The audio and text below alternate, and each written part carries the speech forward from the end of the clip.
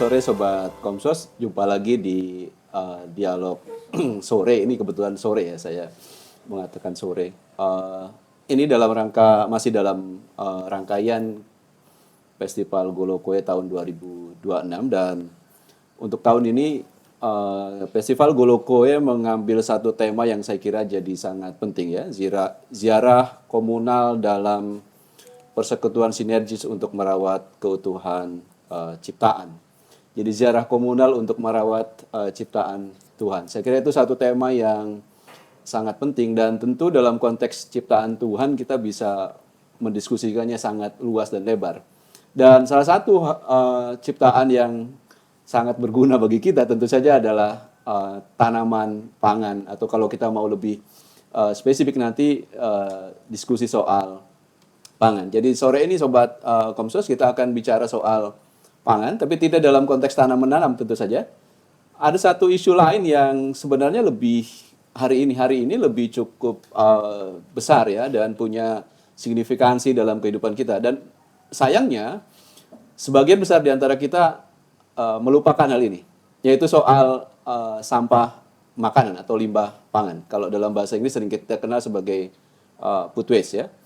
Nanti kita juga akan cari tahu food waste ini dalam konteks realitas sehari-harinya ada berapa bagian gitu kira-kira ya. Nah, hadir bersama kita sore ini teman-teman ada Mbak Arti Indala, betul ya Mbak Arti, dari Yayasan Humanis dan Inovasi Sosial. Beliau nanti akan cerita lebih banyak soal perspektif teman-teman di Humanis melihat isu soal food waste dalam perspektif sistem pangan tentu saja ya. Karena kebetulan Yayasan Humanis dalam hal ini diwakili Mbak Arti sore ini adalah lead untuk proyek Urban Future di Indonesia. Dan hadir bersama kita juga via online ya. Kebetulan beliau sedang di luar Manggarai Barat, di luar Bajo. Saya manggilnya Kak aja nggak apa-apa ya Kak Nih ya, supaya lebih enak gitu. Walaupun beliau ini seorang pejabat ya, beliau adalah Kepala Dinas Kesehatan Kabupaten Manggarai Barat. Selamat sore Kak Nih, apa kabar? Selamat sore Kak Nih, apa kabar? Luar biasa. Mohon maaf tidak bisa bergabung di sana ya. Siap, terima kasih Kak Nih. Nanti kita akan minta Kak Nih juga perspektifnya di tengah-tengah situasi kesehatan dan gizi yang masih kita alami ya, problematika dan tantangannya. Tapi fenomena membuang makanan kok jadi sepertinya mudah sekali gitu ya. Nanti kita akan coba cari tahu gimana cara pandangan Kane untuk itu. Dan terakhir, ini orang yang saya kenal lama juga. Satu yang saya kenal, beliau memang suka makan ya. Suka makan. Karena beliau juga salah seorang petani gitu ya. Dan sejauh ini organisasinya Om Perdi Manu, betul, dari Yayasan Komodo Indonesia Lestari. Komodo Indonesia Lestari atau Yakines. Base-nya di Labuan Bajo. Ya. Dan banyak bergerak di sektor hulu ya, di pendampingan petani, produksi pangan berkelanjutan dan seterusnya. Saya kira itu teman-teman, sore ini kita akan bahas soal food waste, limbah pangan, dan apa yang bisa kita lakukan. Saya mau ke Karti dulu kali ya. Karti ini dalam banyak tulisan riset juga mengatakan bahwa membuang makanan atau menyisakan kemudian sisa makanannya jadi limbah gitu ya, jadi sampah gitu, itu tidak hanya bicara soal ada barang yang dibuang gitu, tapi sesuatu yang kemudian bisa mempengaruhi secara keseluruhan ya rantai pangan, atau bahkan dalam bahasa yang lain sistem pangan di kita. Nah, Karti boleh cerita nggak, apakah betul banyak pendapat, banyak tulisan tentang itu? Ya. Baik, terima kasih Mas Aib. Halo, tadi manggilnya apa Sobat Komsos.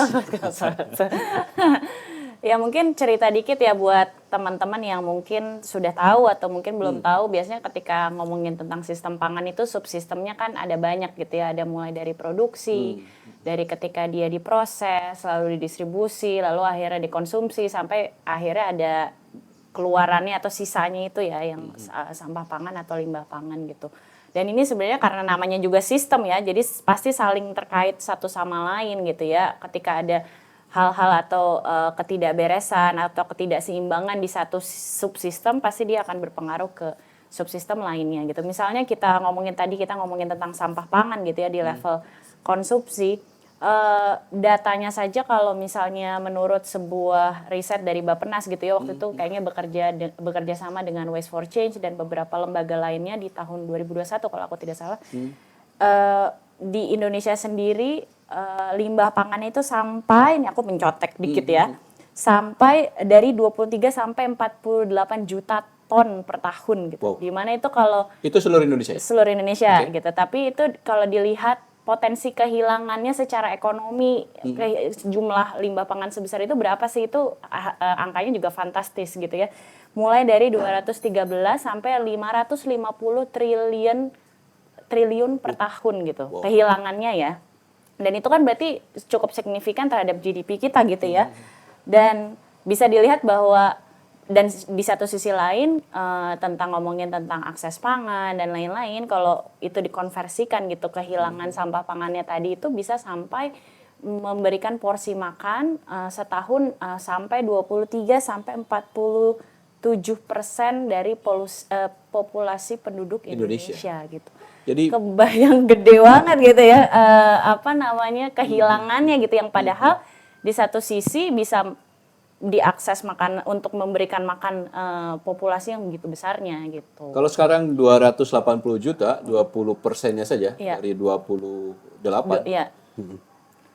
40 juta, 60 Iya. juta. Jadi Sobat Komsos kebayang ya, jadi Kak Arti bilang kegagalan di subsistem konsumsi punya impact yang besar ke subsistem yang lain, bahkan ke sektor yang lain ya. Tadi Iya, dibilang ke sektor yang lain. ekonomi tadi. Iya, misalnya ekonomi, kehilangan tadi ya, kehilangan ekonomi lagi. Dan tentunya kalau misalnya ada akses pangan yang distribusinya terhambat dan lain-lain, pasti ngaruh juga nanti ke kesehatan gitu ya. Dan ke banyak hal lainnya gitu. Jadi bisa kita bayangkan bagaimana sebenarnya dari satu subsistem dia merambat ke sistem-sistem yang lain, bahkan sistem ekonomi dan sistem kesehatan kita gitu. Nah ini mungkin yang belum pernah kita perenungkan ya teman Sobat Komsos ya. Jadi tadi bisa makanan yang terbuang yang jadi sampah ujungnya itu kalau saja gitu ya, kalau saja dijaga kemudian didistribusikan ulang itu bisa memberi makan 20 sampai 27% penduduk Indonesia. Kalau begitu sebenarnya nggak perlu ada program-program yang lain ya.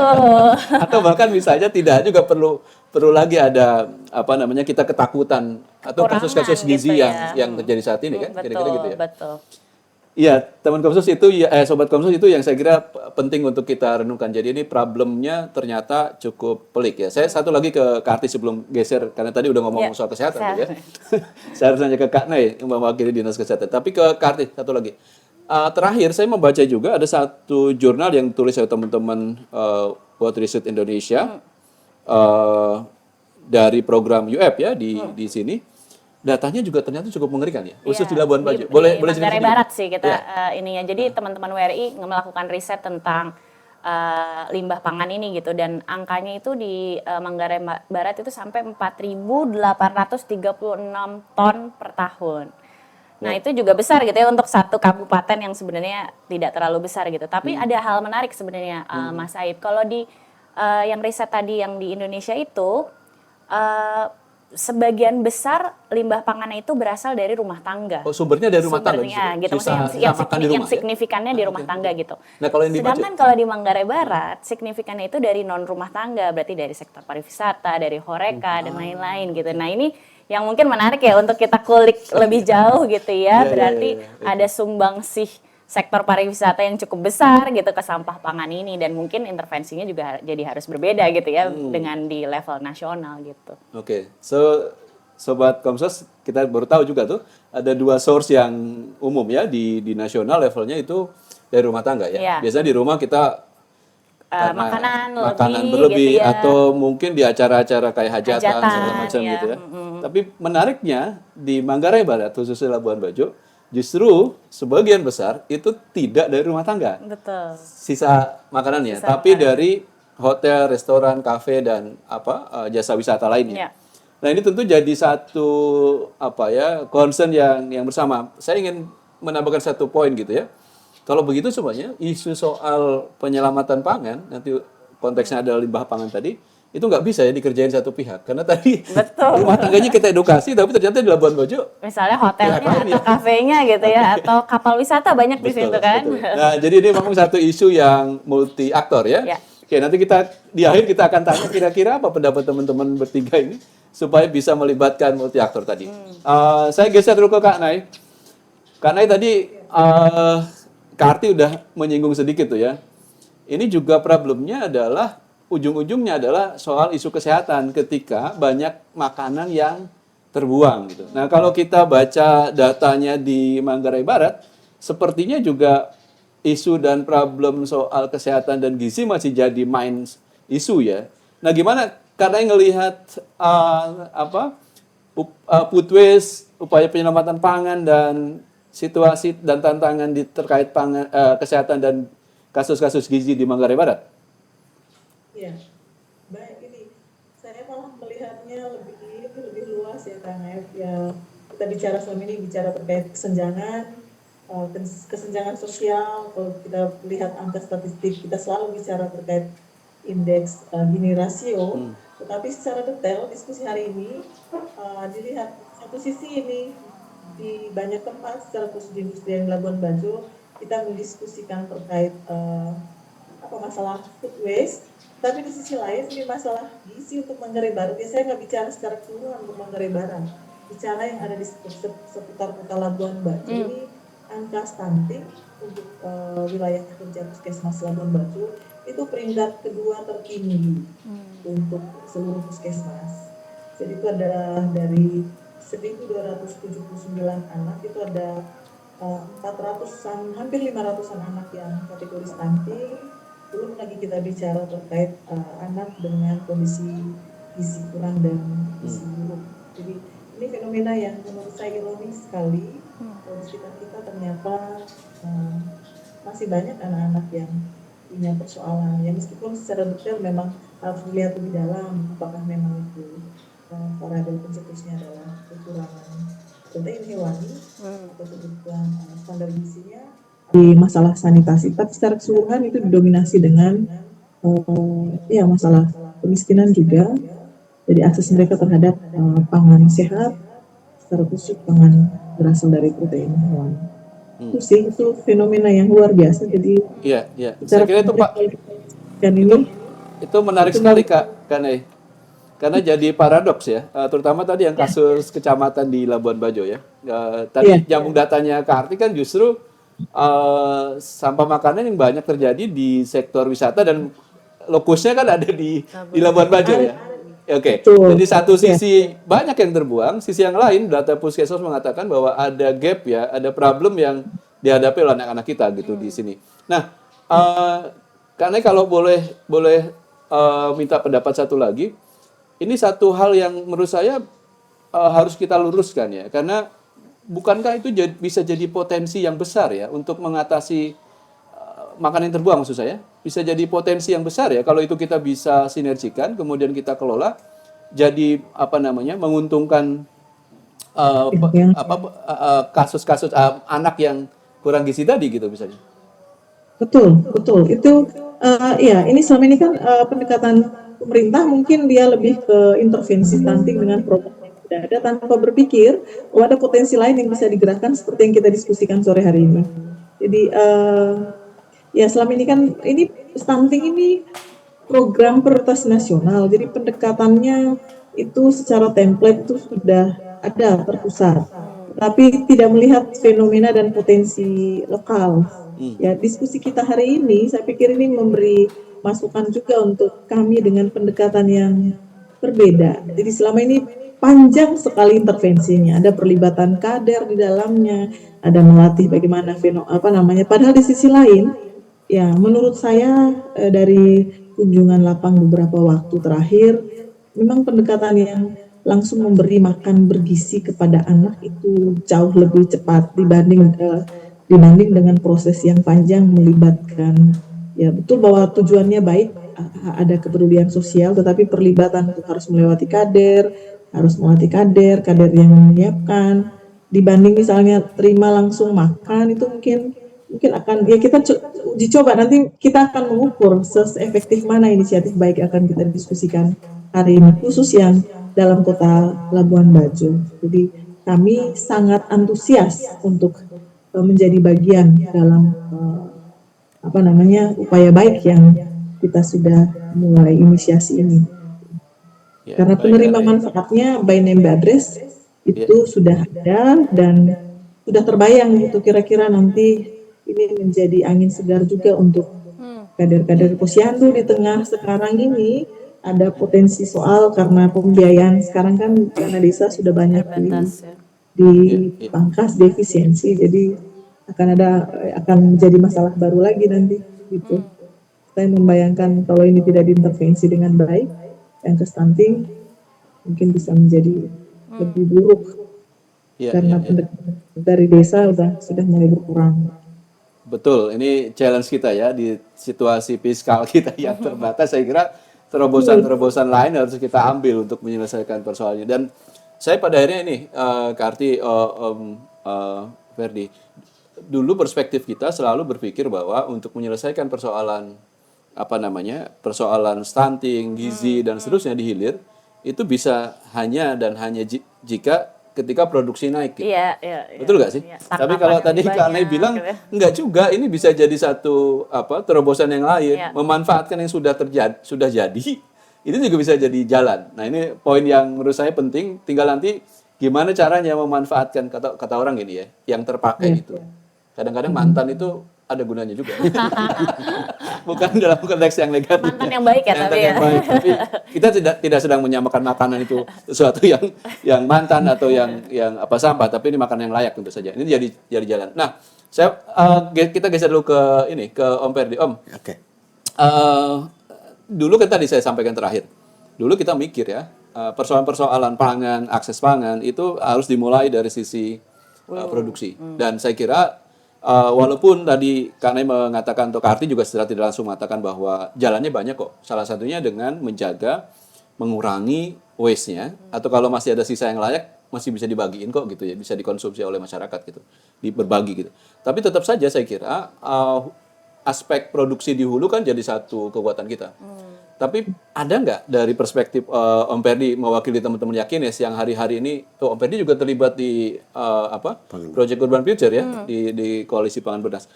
Dalam pandangan Om Ferdi sendiri, pengalaman perjalanan selama ini, gimana ngelihat fenomena sepertinya ini ya, tidak semuanya tentu saja, tapi ada kecenderungan ketika makanan itu sudah dihasilkan oleh petani, dibawa ke level konsumen, itu dengan sangat mudah dibuang. Quote and quote ya, dengan sangat mudah dibuang. Padahal saya membayangkan juga dalam kasus di Manggarai Barat tentu ya, dengan situasi iklim yang berat gitu, memproduksi satu biji, satu bulir, 1 kilo, entah itu padi, entah itu jagung, entah itu sorghum dan seterusnya, itu mungkin effortnya kan besar. Betul. Gimana Om Ferdi ngelihat situasi sekarang ini? Oke, baik. Terima kasih Sobat Komsos. Jadi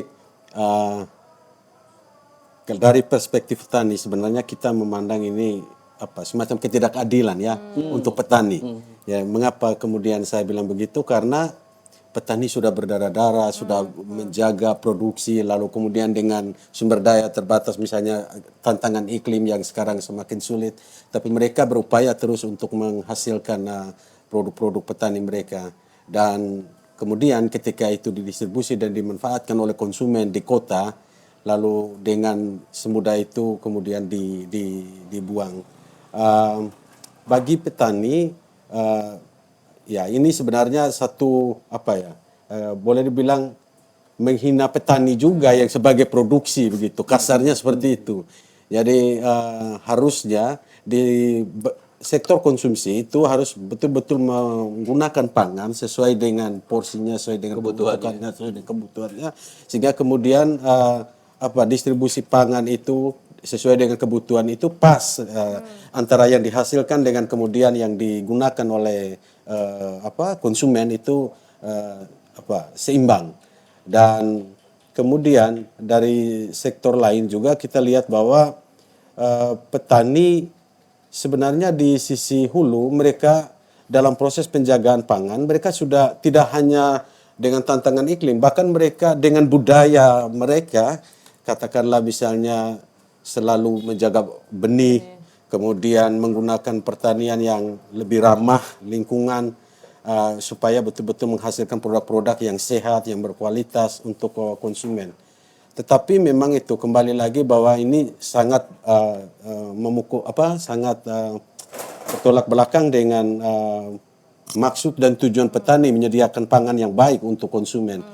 Dan saya juga cukup kaget ketika data-data yang disajikan di level nasional dan Atau bahkan kemudian di Labuan Bajo kan? ya bahkan sekarang di depan mata di Labuan Bajo sendiri itu menurut saya sangat miris sekali, dan mestinya harus semua pihak terutama sektor-sektor yang terkait itu harus memikirkan hal ini, lalu kemudian bagaimana menggunakan pangan ini secara adil sesuai dengan kebutuhan-kebutuhan yang konsumen harapkan, sehingga tidak terbuang percuma saja.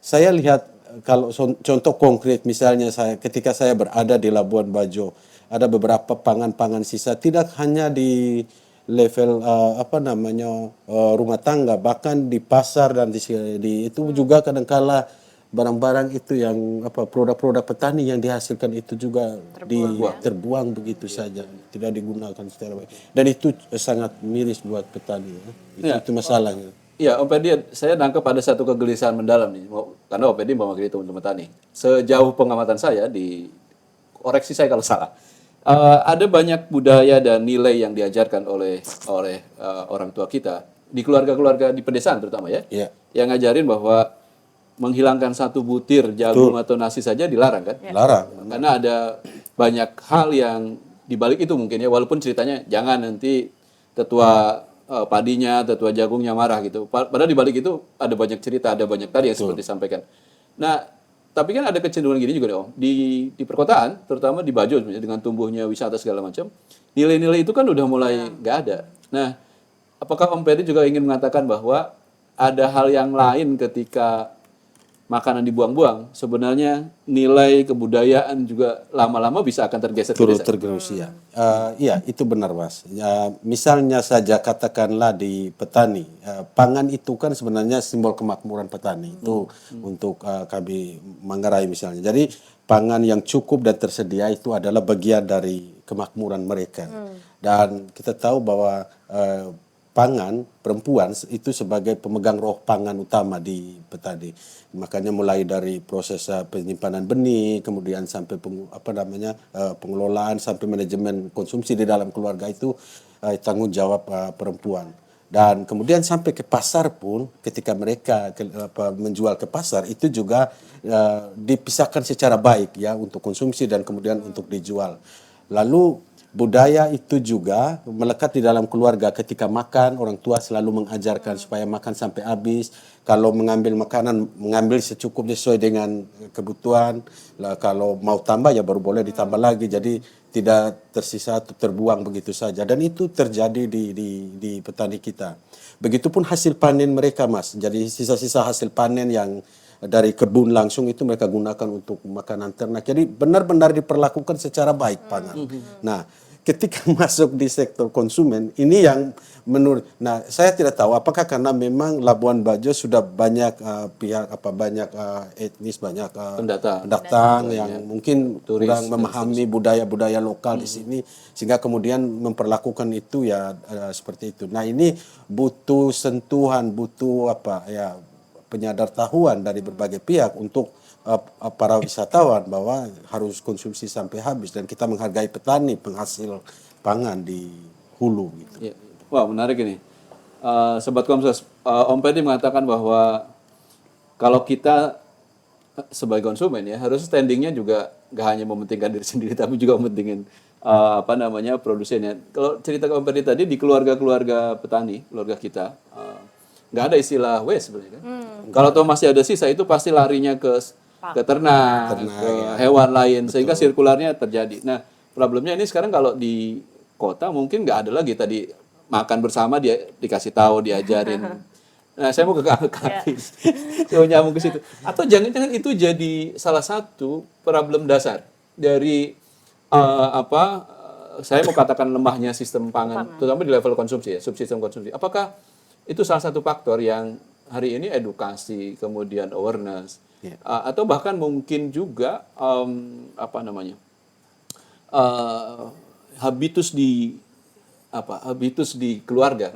Kalau habitus kita bisa kebiasaan tuh bisa lewat budaya, lewat juga nilai agama kan. Ya, ya betul. Nah, dari pengamatan Kak Arti, sebenarnya selain itu ya, kalau itu dipandang sebagai satu penyebab kunci, ada nggak faktor kunci yang lain yang menyebabkan situasi ini muncul? Ya. Mungkin nyambung dulu tentang tadi perilaku gitu ya, dan kayaknya mungkin dari semua agama, dari semua adat, kebanyakan pangan itu tuh sesuatu yang berharga gitu. Makanya kalau di beberapa agama atau di beberapa budaya tadi sudah disebutkan kalau nasi ketinggalan nanti Tuhan marah kah atau ada mungkin apa gitu.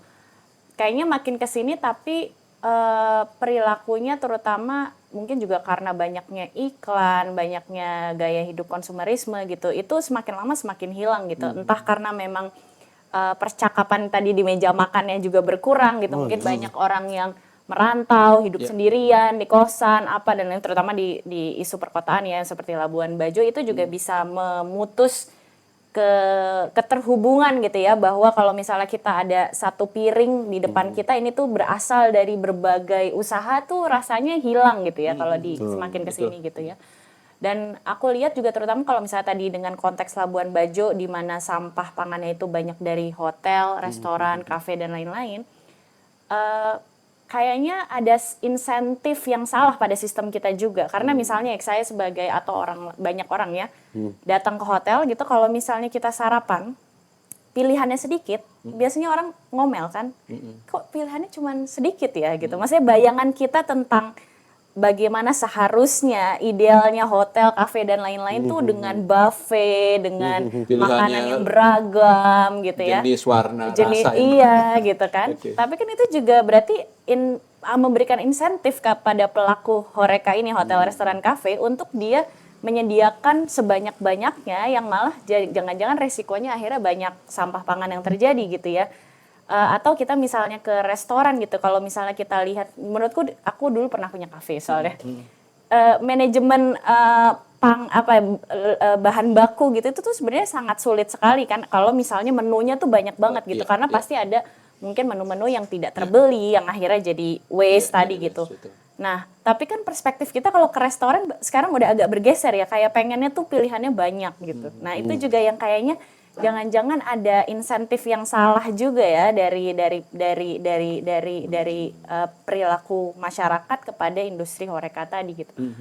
Dan yang berikutnya selain budaya, perilaku yang mungkin semakin bergeser, menurutku juga salah satu tantangannya karena kebijakan juga ya. Karena kita lihat bahwa sebenarnya isu sampah pangan ini kan sangat berhubungan dari berbagai sektor, mulai dari pertanian, mulai dari kesehatan, mulai dari mungkin pariwisata gitu perdagangan, ngambil pangannya dari mana, apakah dari lokal atau dari jauh gitu ya.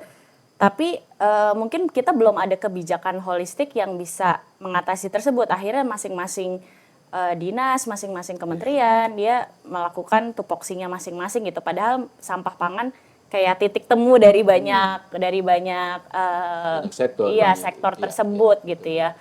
Dan yang berikutnya juga ini sih dari demografinya juga mungkin ya, tentang isu sosial dan demografi kita bagaimana ngelihat bahwa terutama di kota-kota seperti Labuan Bajo orientasinya kan juga mulai berubah ya tentang apa sih pekerjaan yang diharapkan oleh orang muda gitu. Kebanyakan mungkin dulu banyak bergerak di sektor pertanian atau perikanan, nelayan gitu. Sekarang mulai masuk di pariwisata gitu. Ini kan jadi akan mungkin tantangan sudah terasa ya dari sekarang, siapa yang akan meneruskan sebagai produsen pangan nanti gitu. Ketika misalnya banyak yang semuanya lari ke kota atau lari ke sektor yang lain gitu ya. Dan banyak juga anggapan-anggapan sekarang selain tadi budaya dan lain-lain, kalau kita ke pesta gitu ya, aku nggak tahu nih, aku sering menemukan juga di sekitarku, kalau misalnya makanannya tidak banyak dan berlebih, ada anggapan bahwa kurang makmur gitu kan. Kayak kasarnya ada kayak suri Ini persoalan yang lain ya. Dan akhirnya yang punya hajat kan berlomba-lomba bikin baju banyak-banyak. betul. Berarti kan ada isu, mungkin ada isu nilai di situ yang hilang gitu ya. Yang Social flip. apa ya? Iya, iya. Begitulah. Oke, nah ini menarik nih, Sobat Komsos. Jadi Kak Arti menyampaikan problemnya kayaknya nggak tunggal deh gitu ya. Iya, iya. Tidak hanya soal awareness, soal pendidikan, tapi juga ada ngomong soal insentif dan bahkan tadi Kak Arti terakhir tuh bicara soal kebijakan gitu. Menurut saya kayaknya memang kompleks banget ya kalau dari pembicaraan gini. Tentu di tengah kompleksitas itu kita mesti ketemu jalan. Mulai dari mana nih gitu ya? Karena nggak mungkin kita hanya memperbincangkan problemnya. Saya ke Kak Nay dulu. Kak Nay, ini saya menduga-duga ya, karena juga ngelihat ya kalau sering ke Bajo gitu ya, atau pergi ke desa gitu. Nanti pertanyaan sama dengan Om Perdi. Itu anak-anak banyak dari desa ke kota. Mungkin ada sebagian lagi balik ke kota, bolak-balik gitu kan. Dan yang dibawa kan nggak cuma barangnya, tetapi pola pikir tadi Kak Arti bilang, pola pikir dan perubahan dalam konteks gaya hidup. Salah satu elemennya adalah perubahan pola konsumsi. Kira-kira gitu ya. Nah, karena ngelihatnya seberapa serius perubahan yang terjadi di masyarakat Manggarai Barat gitu, dengan adanya epicentrum ekonomi di Labuan Bajo sebagai pusat pertumbuhan ekonomi. Karena pada akhirnya pangan juga sumber daya itu larinya ke sini. Nah, dari percakapan tadi ada tambahan nggak kira-kira? Apakah problem-problem yang lain selain tadi terjadi pergeseran nilai, kemudian insentif, kebijakan, faktor dasarnya apa? Apakah juga terjadi kita melupakan satu hal soal pendidikan, soal pangan dan konsumsi dan gizi ya, Kak Nih? Betul, sepakat sekali. Jadi seperti ini, Labuan Bajo sudah menjadi epicentrum, mudah sekali diakses di kota-kota besar ya, seperti di Labuan Bajo. Pangan jenis apa saja, padahal itu sumbernya itu dari desa. Jadi saya ngobrol dengan beberapa petugas di puskesmas, jadi kesulitan penanganan stunting di desa. Jadi kadang-kadang kita melihat bahwa ini daerahnya secara ini topografi, terus kita lihat bahwa sawah luas, tapi setelah ditanya ternyata semua itu distribusinya ke kotanya lancar, tetapi untuk kebutuhan konsumsi misalnya untuk anak itu malah susah. Nah, itu fenomena yang menurut saya perlu digali lebih dalam. Misalnya gini, kalau ada masalah stunting, kita lihat bahwa ini lahan pertaniannya luas, tapi di kota kita tahu bahwa semua itu sumbernya dari daerah tersebut, tetapi masalah stunting tinggi di tempat tersebut. Jadi ada dua faktor, apakah memang sekarang kebutuhannya memang harus didistribusi ke kota, jadi kebutuhan akan uang itu tinggi di masyarakat, tetapi pemahaman mereka tentang tentang gizi, kebutuhan pangan untuk masalah stunting, masalah gizi anak, juga ibu hamil itu mungkin rendah. Jadi itu dua hal yang perlu didalami, kira-kira seperti itu. Atau mungkin di tata kelola misalnya dari potensi pangan yang ada, bagaimana dibuat sebagai sumber makanan jadi yang seimbang gizinya. Jadi memang harus dilihat lebih mendalam fenomena ini. Karena kalau dilihat lebih dalam, malah masalah-masalah stunting itu tumbuh di tempat-tempat yang kalau dilihat secara kasat mata, akses pangannya baik gitu. Tapi apakah itu bisa di keluarga masing-masing atau tidak, itu yang harus digali lebih dalam. Ya, saya kira itu terakhir tuh ya. Menarik. Kasus-kasus gizi buruk justru terjadi di wilayah-wilayah yang secara quote and quote aksesnya lebih baik gitu ya. Itu menurut saya jadi satu menarik dan saya sepakat kayaknya kita perlu ngelihat lebih jauh juga situasinya kayak apa sih, ketemu root problemnya itu di mana gitu. Nah, saya ingin melanjutkan itu ke Om Perdi. Om, jangan-jangan nih 10 tahun yang akan datang fenomena perubahan pola konsumsi, dan kayaknya nggak 10 tahun ya, sekarang juga sudah terjadi. Perubahan pola konsumsi dan perubahan kebiasaan untuk melepaskan nilai-nilai sakral dari pangan, itu akan masuk ke wilayah kehidupan masyarakat pedesaan, betul ya? Betul. Terutama generasi yang muda gitu. Dan saya melihat tanda-tanda itu. Nah, Om Ferdi sendiri ngelihatnya ini apa yang perlu dikencengin nih? Dia perlu diperkuat selain tadi yang Kak Nei sudah sampaikan sama Kak Arti.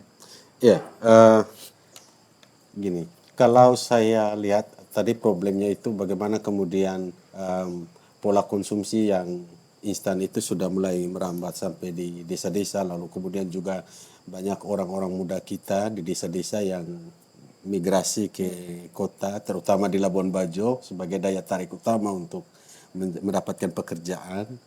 Dan memang menjadi kekhawatiran untuk kami semua di Manggarai Barat untuk masa depan pertanian di wilayah ini. Karena fakta menunjukkan bahwa di kampung-kampung usia petani itu tuh di atas 50-an. Itu ya 40-an ada, tapi itu pun ya kadangkala masih pulang pergi juga. Jadi kalau desa-desa yang dekat ya dia kadangkala kerja di sini lalu pulang lagi ke desa. Nah, ya, memang satu masalah Mas bahwa kemudian apa yang kita khawatirkan itu menjadi tantangan untuk kami di sini karena memang apa budaya atau cara pandang kami yang ketika anak-anak itu menyelesaikan sekolah dan segala macam tidak wajar kalau misalnya pulang menjadi bertani lagi atau apa berusaha bertani di desa-desa. Dan juga persoalan lain juga usaha pertanian yang dilakukan itu tuh dianggap tidak menguntungkan. Ya mereka lebih melihat bahwa ini tanam padi tunggu sampai sekian bulan baru kemudian kami mendapatkan uang. Nah itu yang akhirnya juga membuat mereka ya bagaimana kami punya membiayai hidup dan seterusnya. Dan memang ini harus kerja bersama mulai dari keluarga. Makanya kemudian bagaimana kita di Manggarai Barat ini mendorong supaya multi pihak termasuk pemerintah, lembaga agama turut membantu untuk mengedukasi terhadap orang-orang muda kita dan keluarga. Karena menurut saya pendidikan yang paling pertama dan utama dalam keluarga. Itu. Kalau sudah salah untuk meletakkan cara pandang mereka dan seterusnya itu akan menjadi budaya mereka dan akhirnya mereka bilang kami tidak wajar tinggal di kampung, kami harusnya tinggal di kota dan seterusnya begitu. Itu yang masalah. Terkait makanan instan itu memang itu sudah masalah yang sekarang sudah masuk di desa-desa karena memang produk-produk yang kemasan dan segala macam itu sudah buka di kampung-kampung dan kebanyakan mereka terpola dengan itu. Gitu. Kasih Om Ferdi. Saya highlight satu hal soal edukasi. Tadi Om sampaikan dan yang poin kedua adalah keluarga sebagai titik pangkal memulai perubahan itu gitu ya. Nah dalam konteks pengurangan food waste gitu ya atau penyelamatan pangan, saya kira itu satu poin yang penting ya.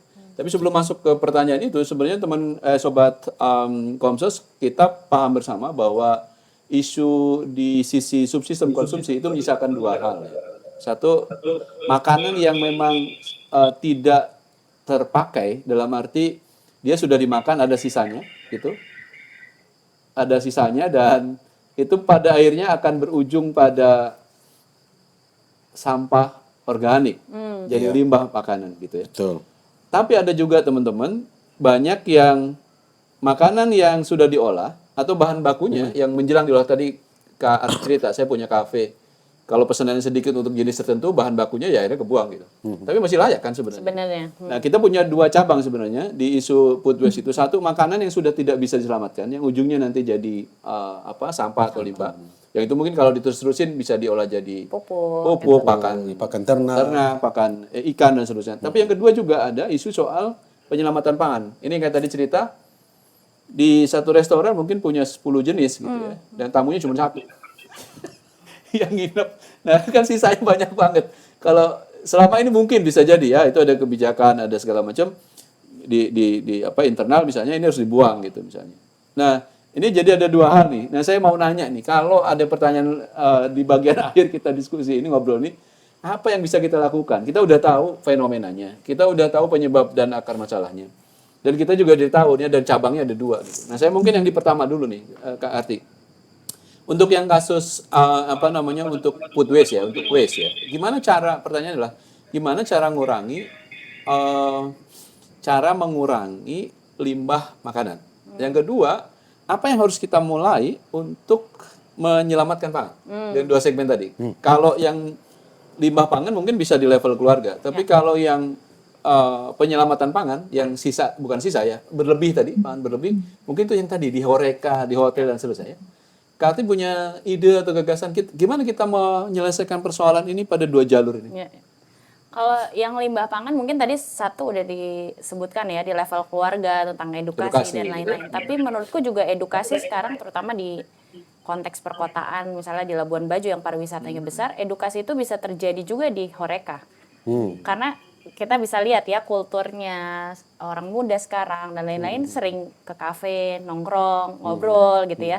Dan sebenarnya intervensi perilaku dan mindset bisa terjadi di situ ya. Misalnya ada beberapa restoran yang ketika pemesanan mengingatkan ini porsinya besar ya Kak, yang ini hal-hal simpel semacam itu bisa memberikan kesadaran juga ya pelan-pelan kepada pelanggan bahwa oh dia bisa memesan sesuai yang dia butuhkan gitu, dan itu akan mengurangi resiko berikutnya gitu kan. Yang kedua, kalau dari sisi limbah pangan juga tentang pengelolaan sampah kita, bukan hanya organik ya. Kita tahu bahwa itu sangat berkaitan gitu, bagaimana di Indonesia sendiri persentase sampah yang masuk ke TPA atau tempat penampungan akhir itu masih kebanyakan di level organik gitu, yang belum diapa-apain gitu ya. Dicampur gitu. Nah ketika misalnya perkotaan atau dimanapun punya sistem persampahan yang baik, termasuk pengolahan limbah organik yang bisa dijadikan tadi pupuk dan lain-lain, itu bisa menambah nilaikan si limbah pangan tersebut gitu kan. Nah kalau yang kedua yang tentang apa ya surplus pangan gitu ya, penyelamatannya. Nah, kalau aku misalnya waktu itu di kafe bingung gitu, ini mau dikasih ke siapa. Tapi gitu. Ada aturan nggak boleh dibawa nggak? Nah saat itu enggak sebenarnya, jadi sebenarnya bisa tuh tapi kan kalau di hotel beberapa cukup Aturannya, ketat ya. Jadi pasti yang pertama kalau mau ada sistem penyelamatan pangan itu harus didukung oleh regulasi dan kebijakan juga. Jadi misalnya apakah misalnya dari pemerintah juga bisa memberikan panduan gitu biar ketika surplus pangan ini didistribusikan juga tetap aman gitu ya, yang pastinya gitu SOP-nya seperti apa. Lalu mungkin ada insentif untuk hotel-hotel atau horeca tertentu ketika dia punya inisiatif seperti itu, insentifnya apa dari pemerintah gitu ya. Bebas pajak. Misalnya gitu ya, atau misalnya pengurangan gitu ya. Enggak ya, bebas pajak. Betul. Tapi untuk menyelamatkan surplus pangan ini kan dibutuhkan kolaborasi ya. Misalnya dari pelaku horeca ini mau disalurkannya kemana gitu kan, itu berarti butuh data juga, misalnya mungkin dari akademisi kah, atau mungkin dari orang muda kah, atau dari pemerintah yang dia bisa tahu dia harus mendistribusikannya kemana kalau misalnya ini bentar lagi udah mau nggak layak makan gitu ya. Udah mau expire. Betul, yang udah mau expire. Yang kedua juga tentang banyak inisiatif, misalnya kayak kalau di Indonesia ada yang Garda Pangan, mungkin teman-teman pernah lihat ya, dulu mulainya di Surabaya gitu ya, bagaimana dia menjemput ke hotel-hotel dan lain-lain, lalu dia distribusikan lagi gitu.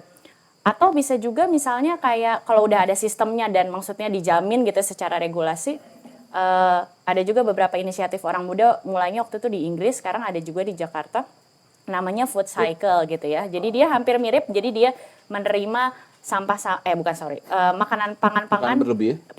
berlebih, misalnya dari restoran dan lain-lain, tapi dia nggak langsung bagikan saja gitu ke yang membutuhkan, tapi dia buka dapur umum gitu. Jadi diolah lagi bersama. Tujuannya apa? Biar ada kadang-kadang di perkotaan itu ya ada katanya loneliness syndrome gitu ya. Namanya? Pengen makan bareng-bareng. Gitu. Itu mungkin yang tercerabut ketika misalnya dia merantau dan lain-lain gitu ya. Jadi ruang-ruang seperti ini juga bisa jadi ruang selain memanfaatkan surplus pangan tadi, tapi juga ruang interaksi sosial, ruang membangun budaya kembali gitu ya, ruang bisa bertemu orang gitu ya, saling membantu. Nah, hal-hal kayak gitu yang mungkin bisa dimasukkan di sektor-sektor pariwisata kita gitu kan. Dan bisa aja misalnya yang mengelola juga mungkin orang-orang muda di perkotaan, atau mungkin volunteer dari turis dan lain-lain gitu ya, macam-macam gitu. Kadang-kadang turis misalnya ke Labuan Bajo ini kan kadang-kadang panjang juga ya Om. Mungkin bukan cuma 2 hari, ada yang mungkin sampai seminggu 2 minggu gitu ya. Kalau misalnya bisa menjadi relawan di situ juga dibutuhkan. Tapi untuk melakukan itu menurutku kuncinya ada di kebijakan, di kolaborasi berbagai pihak, dan juga data gitu, dan SOP yang ketat gitu. Karena jangan sampai kita quote and quote ya, membagi-bagikan makanan tapi ternyata nggak aman, yang ada keracunan gitu kan. Jangan sampai kayak kasus sebelah ya. Iya. Oke, baik Kati. Ini menarik banget ya. Jadi tadi Kati menyarankan pathway pertama untuk yang pengelolaan makanannya memang edukasi ya. Itu mau nggak mau gitu. Edukasi dan saya kira campaign ya, kampanye. Ya. Terus-terusan lewat keluarga, bahkan mungkin lewat sekolah ya. Lewat Saya kira sekolah. dan seterusnya. Dan saya kira investasi yang paling gede rasanya memang harus masuk di wilayah youth ya.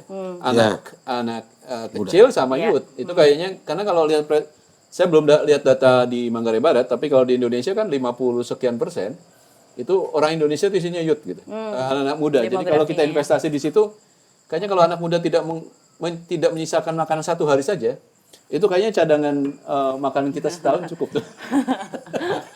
Mungkin ya kita bisa hitung gitu. Tapi yang kedua, jalur yang tadi disarankan Kak Arti sebenarnya mengedukasi. Saya menarik juga nih. Edukasinya jangan hanya ke konsumen dong, tapi edukasi juga ke penyelenggara horeca-horeca tadi kan. Yang berikutnya soal insentif dan kebijakan. Nggak mungkin mereka nurut kalau kebijakannya nggak mengikat ya. Kira-kira gitu. Dan ngapain melakukan itu kalau nggak ada sesuatu yang mereka dapat ya, insentif. Nah, saya mau karena nyambung di situ ke Kak Nay masih bareng kita ya. Halo Kak Nay. Iya, siap. Oh, siap. Karena udah jump in ke nih soal apa yang kita lakukan. Saya mendengar dan ngelihat juga teman-teman di Manggarai Barat multi stakeholder forumnya bergeraknya luar biasa ini. Nyambung dengan yang Kak Arti sudah sampaikan kan. Di beberapa regular meetingnya mendiskusikan soal bagaimana kita melakukan dua hal. Satu, mengurangi limbah atau sampah makanannya. Yang kedua, bagaimana bisa mendistribusikan, memanfaatkan kelebihan pangannya, terutama di horeca. Nah, saya mau yang kedua dulu, yang soal pemanfaatan pangan berlebih di horeca. Boleh cerita nggak Kak Nay, inisiatif apa yang sedang digagas, disiapkan, dan akan segera dilakukan?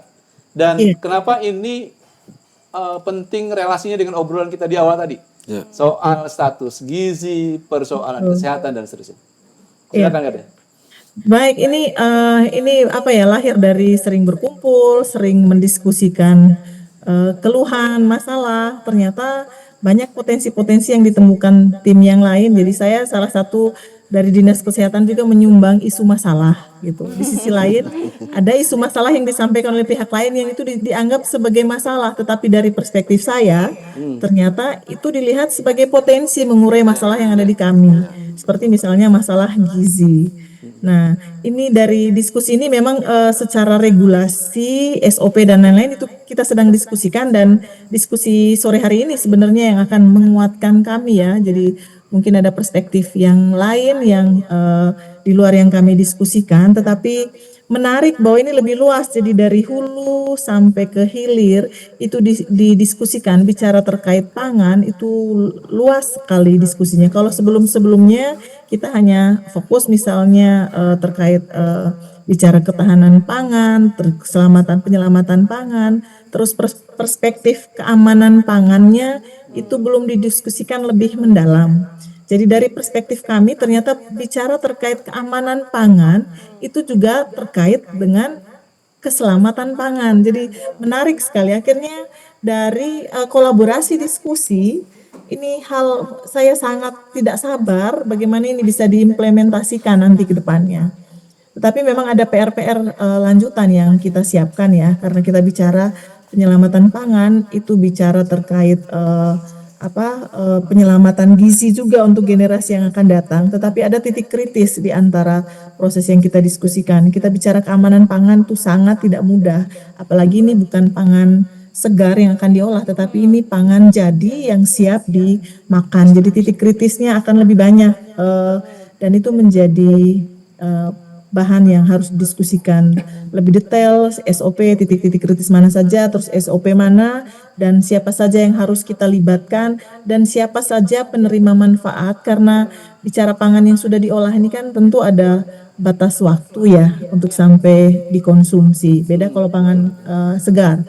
Jadi ini harus diukur kira-kira siapa bagian pendistribusian, siapa penerimaan manfaat, tekniknya seperti apa.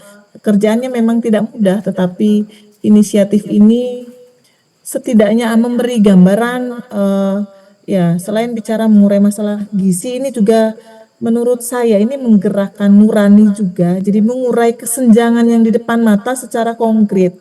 Jadi kita selalu bicara kesenjangan dan ini mungkin nanti membuka pikiran seperti tadi dari inisiatif ini nanti mungkin akan menggerakkan kebiasaan baik dan merubah pola perilaku dari kebiasaan-kebiasaan misalnya membuang makanan karena kelebihan, tetapi di sisi lain ada orang-orang yang sangat membutuhkan dan ini masih terkait dengan kebutuhan dasar arti pemenuhan gizi.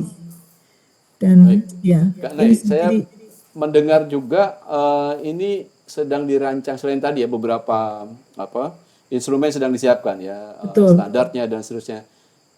Rencananya memang akan masuk ke wilayah yang kedua ya. Tadi soal bagaimana mendistribusikan makanan berlebih di Horeca ya, dan pelaku Betul. wisata Iya. untuk targeted berarti ke keluarga-keluarga yang kurang, mohon maaf, Akses gitu ya. kuantil desil 1 2 gitu ya, dan Iya, punya betul. kasus kesehatan Iya. gizi, kira-kira gitu ya Kak? Betul ya, Nanti kita melihat, kita lihat dulu karena kita harus tidak hanya tentang masalah desil saja, tetapi kan ada masalah status gizi juga. Jadi memang itu dua hal yang saling berkaitan. Ada yang mungkin tidak masuk dalam desil, tetapi masalah status gizinya buruk itu menjadi sasaran penerima manfaat juga, gitu. Baik, saya kira Jadi ini nanti kalau akan diklasifikasikan dulu. Jadi tugas pertama adalah mengklasifikasikan siapa penerima manfaat. Jadi itu pasti akan ada di kelompok usia ya. Misalnya untuk stunting berarti untuk anak-anak usia 2 balita. Terus misalnya untuk masyarakat dengan kesejahteraan rendah yang mungkin ya menurut kami ya kita bicara kesehatan kan ini lebih ke apa yang dia makan juga menjadi salah satu indikator utama. Jadi mungkin yang masyarakat-masyarakat yang ada di kota tetapi akses terhadap pangan dengan komposisi gizi yang baik itu juga rendah. Ya, itu juga menjadi sasaran sampai dengan lansia kalau boleh nanti. Jadi pasti kalau dari banyak Horeca itu kan banyak jenis makanannya. Jadi kita akan klasifikasikan mana kira-kira pangan yang memang relevan untuk anak-anak balita yang nanti mungkin bisa mengurai masalah stunting, mana kira-kira pangan yang relevan untuk keluarga dengan usia yang lain, yang masalah akses ke pangan bergizi itu akan klasifikasikan. Jadi dengan demikian nanti ya cara mekanisme pendistribusian juga pasti akan berbeda. Misalnya balita kan tidak mungkin didistribusi dari rumah ke rumah, itu akan mengalami kesulitan. Berarti khusus untuk balita kita akan koordinasi atau sinkronisasi dengan aktivitas posyandu yang dilakukan di beberapa titik. Jadi pangan distributornya yang mendelivery makanan itu bisa langsung ke titik-titik di mana mereka berkumpul. Nah, seperti tadi ini juga mungkin akan mengubah pola ya kebiasaan yang selama ini berbeda. Jadi melihat menu-menu yang ya disiap. Kita kan tahu ya, kita tidak semua orang pernah makan di hotel. Tidak semua orang tidak mungkin melihat pernah makan daging ayam tetapi dengan rasa yang berbeda karena sudah diolah dengan ya oleh yang profesional seperti chef dibandingkan yang ada di rumah gitu. Jadi pasti akan banyak perubahan pengetahuan juga perilaku tentang pangan ini sendiri gitu. PR-nya masih banyak tetapi sudah ada bayangan bahwa bagaimana nanti ini dikonkretkan di dalam waktu yang cepat gitu. Memang biasanya gitu kan ya, kalau PR jangan diselesaikan sekarang kan, biasanya dibawa ke rumah kan pelan-pelan gitu. Tapi bahwa dikerjain iya gitu ya, itu satu hal saya kira rancangan dan gagasannya menarik sebenarnya ini. Apa namanya yang sedang disiapkan, dan ini saya dengar ini multi stakeholder juga. Kalau tadi Kak Arti cerita misalnya ada teman-teman di Garda Pangan itu memang komunitas atau NGO kan. Kalau yang tadi Kak Nay cerita sebenarnya saya dengar di Manggarai Barat itu justru itu multi pihak. Jadi ada pemerintah, ada CSO, dan tadi mau menggandeng teman-teman di private sector ya, di Horeca. Saya kira ini kalau jadi dan memberikan impact nanti diukur misalnya berapa persen turunnya kasus stunting, kurang gizi, atau misalnya untuk yang di pos bindu misalnya yang lansia lebih sehat, ini bisa jadi terobosan dan contoh menurut saya.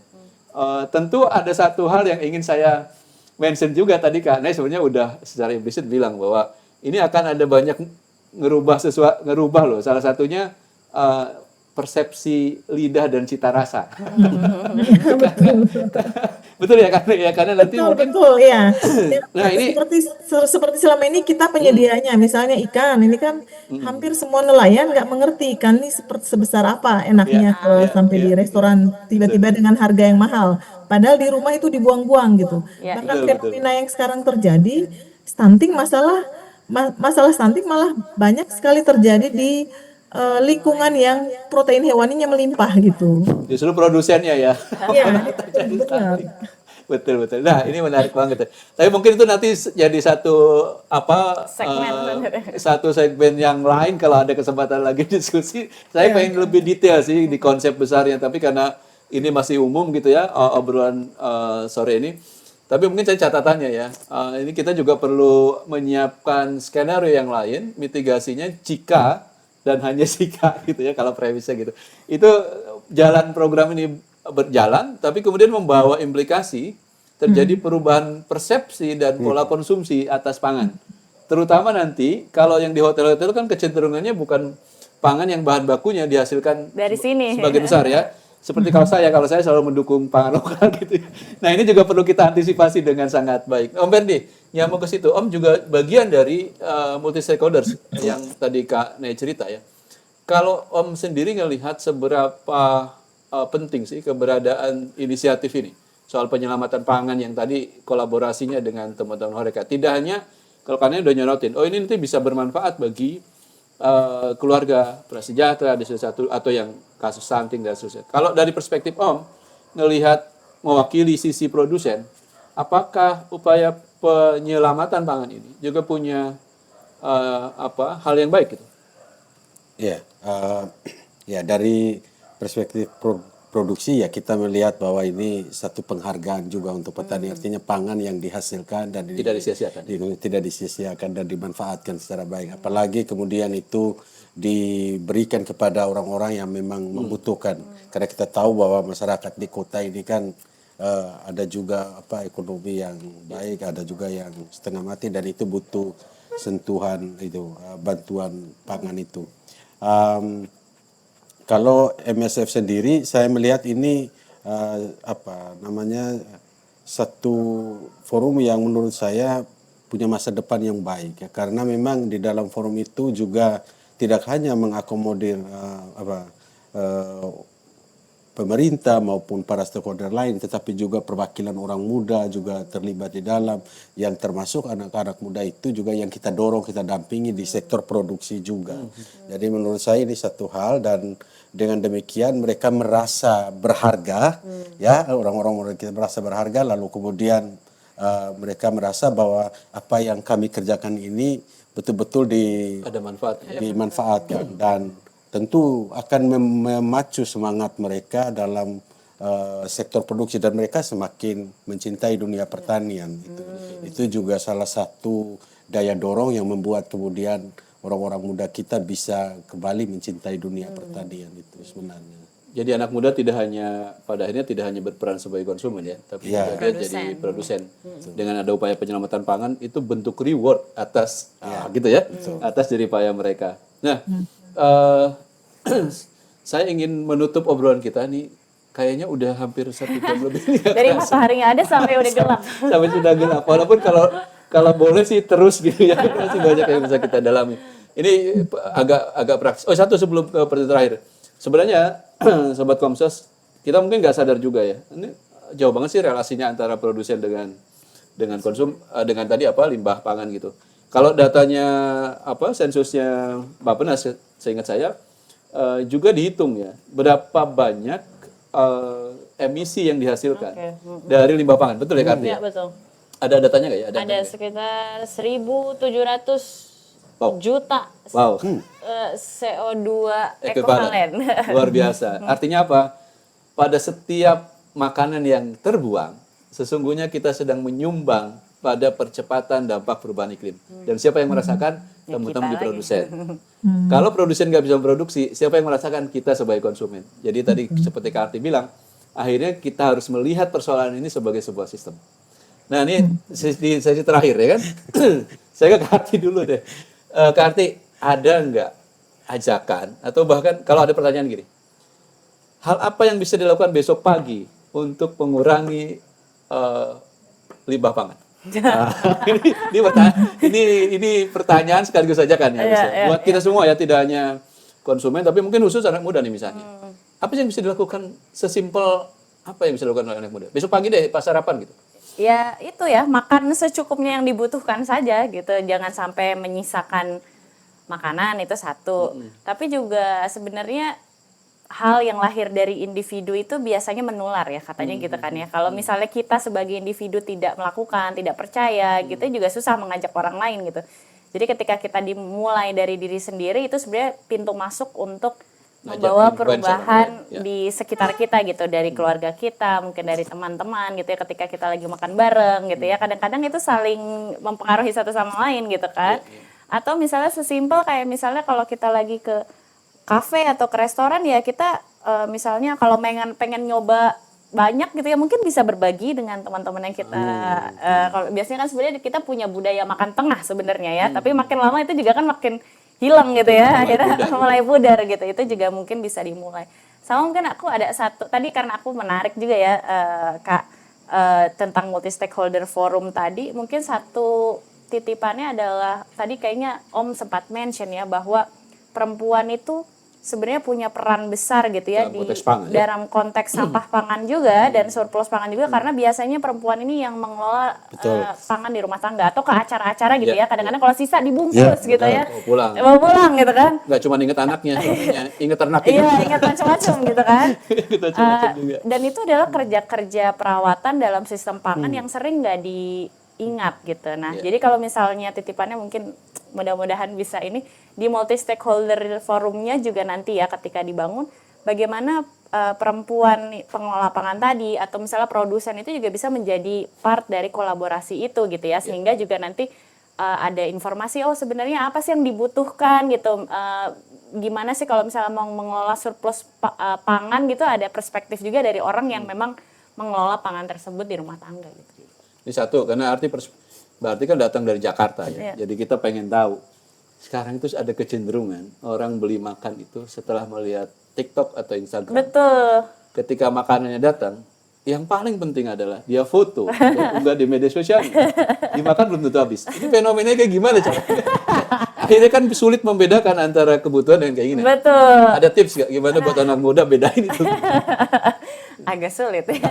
Tapi tipsnya mungkin jangan-jangan itu juga bisa jadi entry point untuk membawa pengaruh baik juga. Siapa tahu gitu ya. Karena tadi kan diskusinya ada gap gitu atau kecerabutan gitu dari perasaan kita ketika melihat satu piring makanan itu tuh dia berasal dari mana gitu. Jadi tidak ada rasa penghargaan itu gitu kan. Siapa tahu justru media sosial juga bisa digunakan sebagai alat untuk membawa narasi kembali bahwa satu piring ini tuh berasal dari berasnya dari usaha tani sekian bulan di sini, ikannya dari sana gitu, dinarasikan gitu ya. Jangan-jangan itu bisa jadi alat. Atau bisa jadi jangan-jangan gini juga ya, difoto sebelum makan itu habis sama setelah gitu. Bagus juga tuh. Oke. Kak Nay, saya mau Kak Nay ini. Kak ada nggak itu, kalau Kak Karti udah suggestion ke konsumen muda nih. Kalau ke pelaku industri pangan, Horeca, ada saran atau ajakan mungkin Kak Nay dengan gerakan kita? Iya.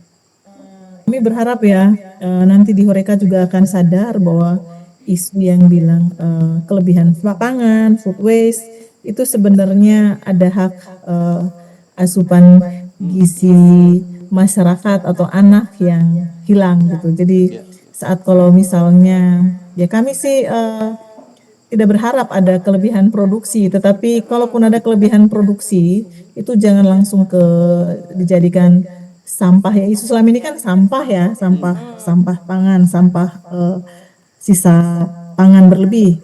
Tapi itu akan dijadikan lebih bermanfaat bahwa ada hak asupan gizi anak yang ada di sekitar hotel, restoran. Jadi ada kepekaan. Dengan demikian tuh pasti nanti pola-pola pendekatan yang ada dilakukan di Horeca juga berbeda. Jadi pasti akan ada edukasi ke konsumen bahwa kalau sebelumnya misalnya makanan yang tidak dihabiskan mungkin diacak-acak gitu kan. Tetapi kalau misalnya ada edukasi bahwa makanan yang tidak dihabiskan tetapi layak itu nanti diamankan dengan layak gitu loh, karena akan dikonsumsi oleh orang yang lain. Ini kan kebiasaan kita kadang-kadang makanannya masih penuh, masih banyak, masih ini dicampur-campur karena bilang itu akan jadi sampah gitu. Dengan kalau misalnya mengedukasi ini nanti yakin pasti di mereka juga akan dibuatlah edukasi tersendiri juga akan mengubah dengan sendirinya akan mengubah pola atau kebiasaan masyarakat atau pengunjung yang mungkin berkelebihan duit dengan kebiasaan yang kurang baik seperti menghambur-hamburkan makanan di sisi lain di sekitar mereka. Ini juga akan meningkatkan empati dan nilai rasa. Saya bisa bayangkan saya akan duduk makan di situ dengan kelebihan makanan, terus ada edukasi misalnya, ada narasi yang ditaruh di sisi ini bahwa ada orang lain yang membutuhkan kalau misalnya berlebih, atau mungkin akhirnya nanti akan ada sumbangan secara khusus mungkin untuk anak-anak yang dengan masalah gizi, juga keluarga-keluarga dengan ukuran khusus untuk sumbangan dalam bentuk makanan ya gitu. Harapannya pasti seperti itu. Jadi banyak mimpi ini belum jalan itu mimpinya udah harapan Nggak apa-apa, nggak apa-apa. Kita harus punya mimpi dulu kan katanya gitu. inisiasinya belum jalan tetapi harapannya sudah banyak. Jadi akan dengan sendirinya menggerakkan hati orang-orang yang dengan kebiasaan ini ya belum ke tamu tapi kita saja menyadari ya kebiasaan-kebiasaan kita juga kadang-kadang gitu, tapi di sisi lain ternyata ada anak-anak yang sangat butuh gitu bahkan, dan ini penyelamatan generasi loh Kang. Jadi kalau kita bicara stunting ini kan penyelamatan generasi, kita bicara generasi emas di tahun kesekian tuh ya mulai dari kontribusi yang sederhana ini gitu. Baik, Kanai, kalau mau menciptakan Indonesia Emas 2045, Ya, ya mulainya langkah kecil yang ini saya kira yang paling betul. konkret ya. Oke, makasih Kanai untuk ngajak semua pihak, terutama ini teman-teman di industri horeca dan wisata ya. Ada satu hal yang saya kira menarik tadi, ini investasi untuk masa depan kita sebenarnya ya. Om Herdi, ada ajakan nggak bagi kita semua terkait dengan upaya-upaya penyelamatan pangan? Ya, Atau saya mau tanya, kan kalau tadi anak muda nih yang saya tanya kan ke Kak Arti. Om kan sebagai anak tidak muda kan, semangatnya muda tapi ada ajakan buat yang kelompok seom kan, apa yang harus dilakukan Om? Kan antar semua generasi Iya, harus diajak. generasi. Gimana Om? iya. Kalau saya untuk orang muda, yang pertama mencintai pangan-pangan lokal ya, kemudian budaya-budaya lokal yang berhubungan dengan penghargaan terhadap pangan dan mencintai dunia pertanian itu penting sekali karena segala sumber kehidupan di kota itu ketika bicara pangan itu tersedia dari desa dan disediakan oleh petani produsen. Kalau itu tidak diselamatkan tidak digerakkan oleh generasi ke depan, ini menjadi persoalan baru di masa yang akan datang. Hari ini kita bicara tentang penyelamatan pangan di kota, tapi satu waktu kita akan bicara tentang krisis petani di kampung-kampung karena banyak orang yang sudah tidak mencintai dunia pertanian. Ini yang menjadi tantangan yang harus kita gerakan bersama. Jadi orang muda harus terus diberikan edukasi, diberikan penguatan untuk terus mencintai dunia pertanian. Gitu. So, Sobat Kompas, menyelamatkan pangan, sampai Goyang. Meja meja bergoyang. kami goyang saking semangatnya ingin menyelamatkan pangan gitu ya. Menyelamatkan pangan pada akhirnya kita bisa pelajari tidak hanya menyelamatkan masa depan anak-anak kita, tetapi juga menyelamatkan siapa yang memproduksi pangan kita. Ya. Pangan, penyelamatan pangan itu adalah titik tumpu dari berlanjutnya dan tumbuhnya sumber daya manusia yang berkualitas pada masa yang akan datang, juga titik tengah dan sumbu bagi terus terjadinya produksi pangan lokal kita. Maka tindakan sekecil apapun yang Sobat Komsos lakukan mengurangi limbah pangan dan menyelamatkan pangan adalah menjadi titik tengah bagi kehidupan kita di masa kini dan masa yang akan datang.